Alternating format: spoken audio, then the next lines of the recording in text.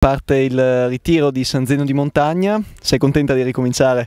Sì, sono molto contenta, è un bellissimo posto qua, l'albergo, il campo, e stare insieme con tutte le ragazze, le vecchie e le nuove, è bello, sono contenta. A proposito delle ragazze nuove, ti sembra che si stiano inserendo bene nella squadra? Sì, veramente, anche se ci sono tante straniere come io, e così un po' difficoltà con la lingua così inizialmente, però no, mia prima impressione sono molto simpatiche, secondo me quest'anno facciamo un bel gruppo. Quest'estate c'è stato l'Europeo di calcio femminile proprio nella tua nazione in Svezia. Come è stato l'evento? Come l'hanno vissuto gli svedesi? È stato un evento bellissimo, è stato tantissime persone a guardare le partite nelle città, tutte le città che hanno avuto partite hanno fatto fan zone, è stato Svezia hanno veramente fatto questo europeo in un modo migliore. Marta Mason, parte la stagione 2013-2014, come ti senti? Sei pronta per cominciare questa nuova stagione?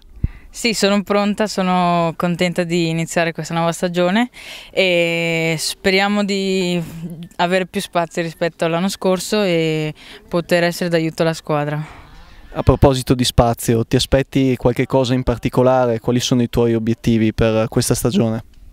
Beh, spero di poter giocare di più, avere più spazio, perché comunque ho anche degli obiettivi personali che sono comunque quelli di segnare più gol dell'anno scorso e magari poter avere qualche soddisfazione di arrivare in nazionale a fare qualche raduno.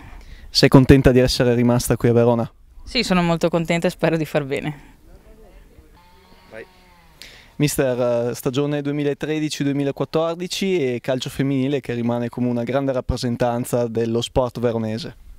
Ma direi di sì, in un'annata difficile come questa che ha visto anche la sparizione del calcio al 5 di tante società, noi siamo riusciti comunque a mantenere una squadra competitiva ai massimi livelli, cercheremo di far bene per far vedere che siamo l'eccellenza del calcio veronese. A proposito della squadra, come ha trovato le ragazze in questo inizio di ritiro? Mi è piaciuto molto questo inizio anche perché le ho viste molto motivate, le ho viste vogliose di lavorare, ho visto una grande mentalità, cosa che purtroppo in quest'ultima stagione ci è mancata.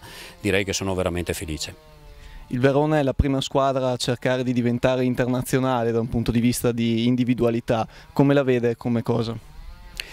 Direi che noi ormai è da un paio d'anni che battiamo questa strada perché crediamo che le giocatrici all'estero abbiano una grossa mentalità professionistica, siano molto professionali, siano molto più preparate delle nostre e questo giova anche alle ragazze giovani che stanno salendo, per cui credo che abbiamo imboccato la strada giusta.